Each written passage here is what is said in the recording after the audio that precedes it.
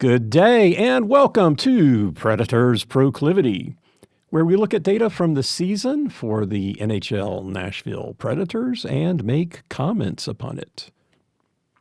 I'm your host. I'm your host, Preston Proctor. So, recording this on Friday, the 22nd. The next game is tomorrow night. So a little bit ahead, but neither team are playing tonight, so we should be all good there. Tomorrow night's game is at home, and the opponents are the Detroit Red Wings, who won last night. They are 36-28-6 and 15-17-1 on the road. The Red Wings are in fifth place in the Atlantic Division with 78 points. They trail the Lightning by 4. Tampa Bay has a game in hand. They are in the second wildcard spot, 3 points ahead of Washington, who has 2 games in hand. After Washington come the Islanders, whom Detroit beat 6-3 last night. The Islanders are 2 points behind Washington, the Caps with a game in hand. Detroit is 3-7 in their last 10 games. Prior to the last 4 games, they had a 7-game losing streak, right after a 6-game winning streak. So their record over the last 17 games is kind of funky. Well, the record's not funky, but I guess their performance has been very spotty. Tomorrow night's game is the start of a 5-game road trip for the Red Wings. The Red Wings made one trade at the trading deadline. They traded with San Jose. They received defenseman Radim Simek and a 7th-round 2024 draft pick for forward Klim Kostin. I just checked. Simek is not on their roster. His picture on NHL.com still shows him in a San Jose uniform. So I'm not exactly sure what the deal is there. But anyway, so that was the one trade they made. Picking up a defenseman, trading away a forward. They're not using him. You got me, man. Okay. The Preds are, after the win last night, 41-25-4. 19-15-1 at home. They did win last night at Florida, 3-0, getting a goal in each period. Usually get into the stats later on, but I'll just throw this out there. If you win all 3 periods, it's hard to lose. Some may say impossible. Tomorrow night's game is a home game for the Preds. In their last home game, which was a 1-game homestand, they beat San Jose 8-2. The Preds in their last 10 games are 8-0-2. The losses to Montreal at home and Minnesota on the road. They are 4-0-1 during that time period, both home and away. In that 10-game streak, in the last 10 games.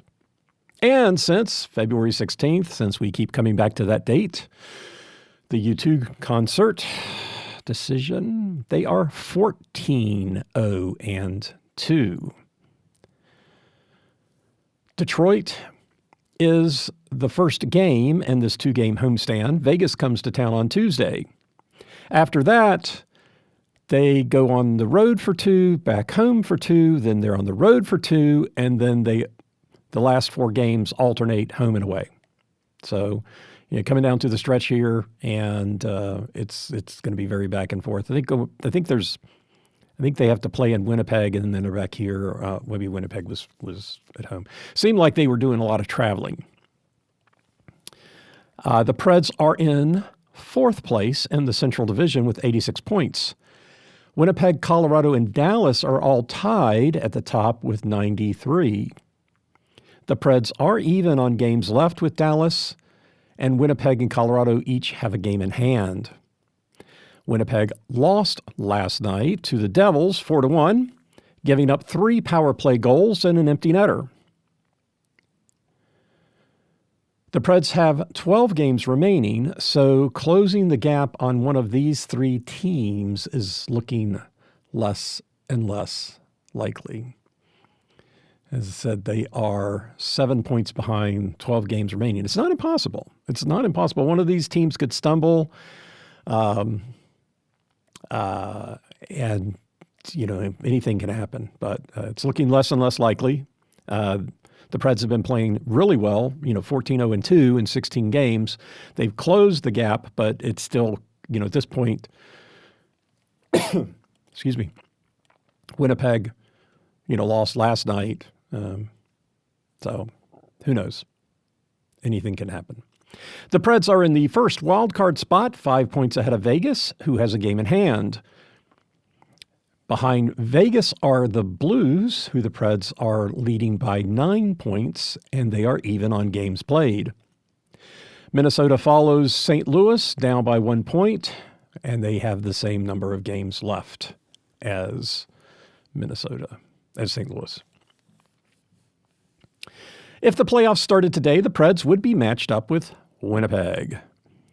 The Jets are 3 points behind Vancouver with a game in hand. Winnipeg beat the Rangers and then lost to the Devils, who are not currently in a playoff position. The Rangers are. They haven't been faring well lately against teams in playoff position, but they beat the Rangers, I guess because I said they wouldn't. And then they go and they lose to the Devils last night. There you go. Tomorrow night is the second and final game with Detroit this year. The Preds lost in Detroit in December 4-5. Detroit got 2 in the first, including the first goal of the game, to Nashville's 1. Nashville scored 2 in the second, holding the Red Wings scoreless. The third period saw Detroit get 2, with Nashville tying it up a little over a minute after Detroit got their 4th goal. And then 2:13 in overtime, Detroit scored. Detroit's win broke their 2-game losing streak that also ended a bad run for them going back to where they were 2-9 leading up to this game. The Preds, when they met previously, were also on a 2-game losing streak, so somebody's streak was going to end because somebody has to win.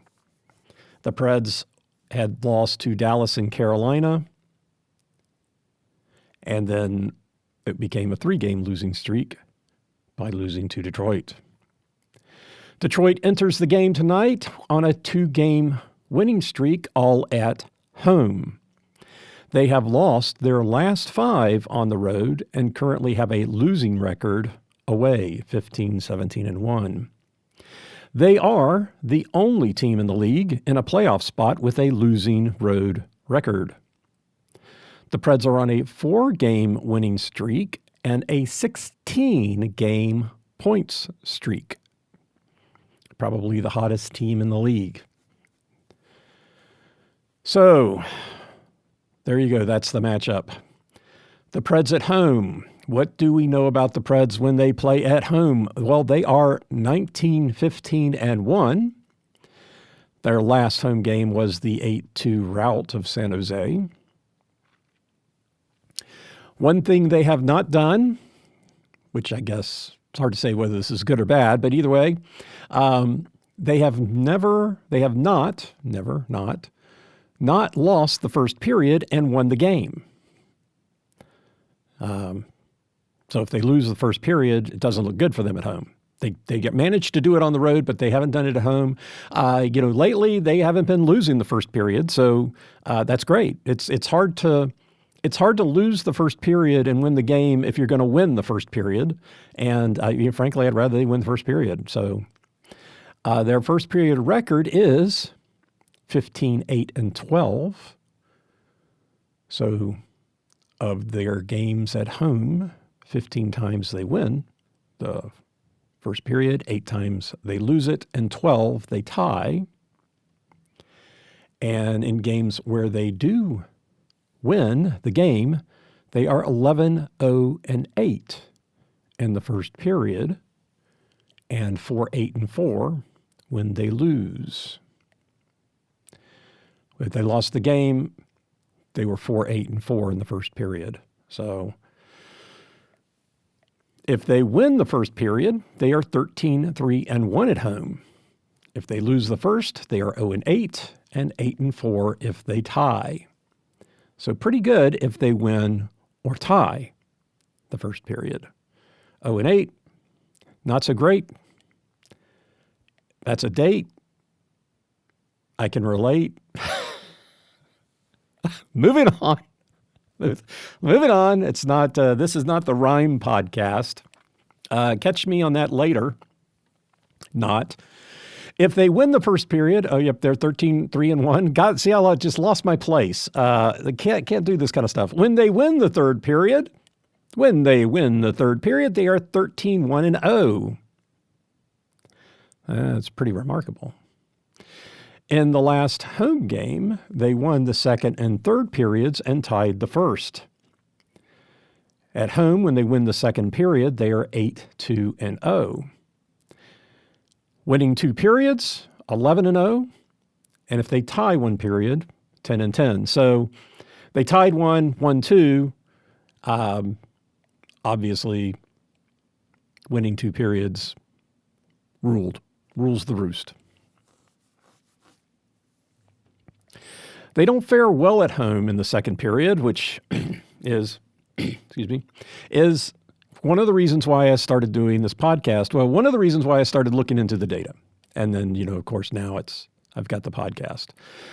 So in the second period at home, they are 10, 14, and 11.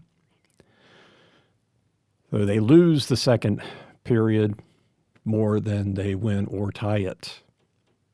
The third period, same numbers, different order, 14, 10, and 11. Another really kind of interesting thing, I saw that yesterday, and I'm like, what? Okay, whatever. 14, 10, and 11, 10, 14, and 11. I guess if you have to win a period, the third period is a good period to win. Hopefully you didn't lose the second period so much that you can't make up for it. Of course, last night's game was on the road. We're talking about home stats, but if you win all 3 periods, it's hard to lose the game. So, getting the first goal, yes, the long pause, the sigh, here comes this stat again. And let's even make it better here. So, the first goal of the game, if the opponents get the first goal of the game, it's a 2-1 advantage on them winning. That's good. For the Preds, it's almost 3-1. If the Preds get the first goal, they are 14, 5, and 1. 14, 5, and 1. If they don't, they're 5 and 10. Of course, the Preds got the first goal against San Jose. 8-2. They got the first goal against Florida, but you can figure that out because the score was 3-0. Pretty easy there, easy peasy. When they don't, when they get the first goal, their record for the periods, for the first period, is 14, 0, and 6. So that's pretty good. In the second period, if they get the first goal, doesn't have to be in the second period, but if they get the first goal, they're 8, 4, and 8 in the second period. Now, overall, they're 10, 14, and 11. So, they've got, you would call it a losing record in the second period at home. But if they get the first goal, now they've got a winning record at home. It really does make a big difference. In the third period, 9, 8, and 3, which is pretty even. Again, third periods get a little wonky because, if a team is losing, they're losing by just a couple of goals. They pull the goaltender, they get more aggressive. So, you can give up a goal because the other team is just being so aggressive. So an even record, it goes from 14, 10, and 11, a decently winning record, to 9, 8, and 3. I guess the big difference there is if they get the first goal, they are not as likely to tie the third period. Overall, 14, 10, and 11 in the third period. So it's close. All the win-lose tie, it's all fairly close. But if they get the first goal, 9, 8, and 3. And then in overtime, 3 and 1. If they don't get the first goal, their record in the first is 1, 8, and 6. In the second, 2, 10, and 3. The third, 5, 2, and 8.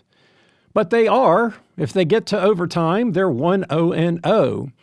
So if they don't get the first goal, they have a significant losing record in the first and second periods. The third period, 5, 2, and 8 is a winning record. Again, most likely, game was close, pulled the goaltender, yada, yada, yada, right?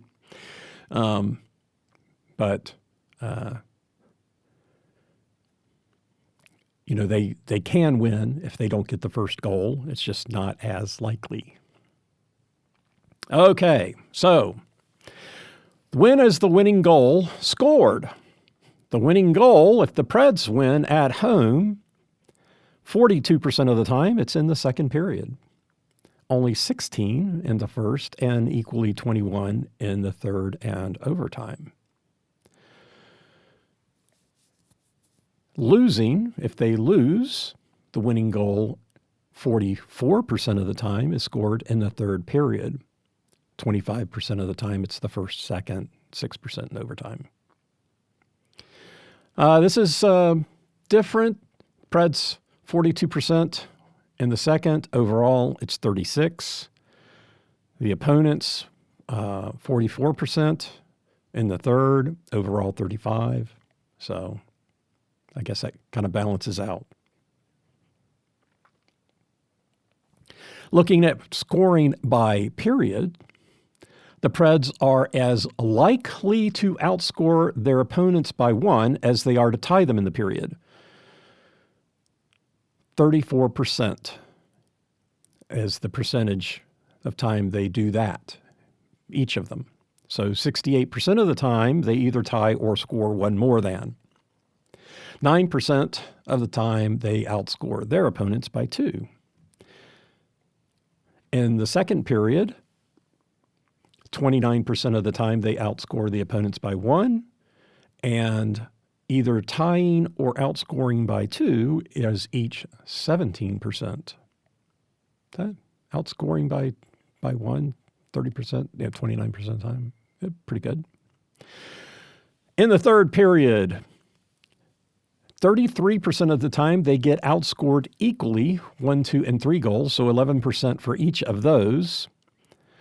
They are more likely to outscore the opponent by 3 or 4, 9%, than by 1 at 6%. 14% is 2. So 14% of the time they outscore their opponents by 2 in the third. 11% of the time the opponents outscore the Preds by 2, by 1, 2, or 3, actually, in the third period. I thought that was kind of interesting. And that's what those numbers are. So that's a new stat. In yesterday's podcast, I was thinking, gosh, and so I started putting together a spreadsheet, and I was tracking if based upon what the Preds scored in the first period, what were the likelihood, the percentages of what they would score in the second period, and then based upon where they were at coming into the third period, what would they score those percentages. And then I also went back and started creating a graph on, based upon the result of the first period, what did the third period look like, just trying to see if I could come up with some interesting numbers and anything that kind of looked telling. So that's where these last few numbers come from. I realized I missed a calculation in the combinatorics part of it, where, what's the second period look like and dependent upon the first one. So, and third. So I don't have that data. I'm sure you guys are all can't wait for me just to start spouting more numbers. Because who doesn't want to listen to numbers on a podcast? I guess the first part, maybe when I'm talking about the game, the summaries and where the teams are and stuff like that, can be your lead into sleeping through the second half of the podcast. I find the numbers kind of fascinating. I hope you do too. I try to find ways to say it so that it's not as, 21 and 23, look at that, try to relate the numbers, because as a famous broadcaster used to say, numbers on the radio are hard to digest. So, but that's kind of what I'm doing here. So I kind of have to try to find a way to make this make sense and sound good. And if you retain it, that's great. I think it is really kind of interesting to see how things progress through the season and with the, what happens and what trends you can see in the data. I find that pretty fascinating. So, I'm always wondering, when I'm watching the game, what's the likelihood of things. And, last night after they got the first goal and then won the first period, which was great. Would have liked to have seen it. The game, I was only on the radio for me. So I guess there were a couple of fights in the first period too. Sounds like these two teams don't like each other. I guess the first fight, or was it the second fight, was an ex-Pred fighting a current Pred. So maybe they didn't like being teammates. I don't know. I'm not a fan of fighting in hockey. I don't find it to be that interesting. I get some of the psychological discussions that I've heard with regards to fighting. Sometimes it seems like the people on NHL today, all they care about is fighting. Like the best part of the game is if somebody fights, and I'm just not that into it. I like to see the skill and the action that goes on when people are skating. So anyhow, that's, I guess, my little side note for the end of the program. And so, hey, that was my cue to myself, the end of the program. Well, anyway, so thanks for listening. I'm Preston Proctor, and you've been listening to Predators Proclivity.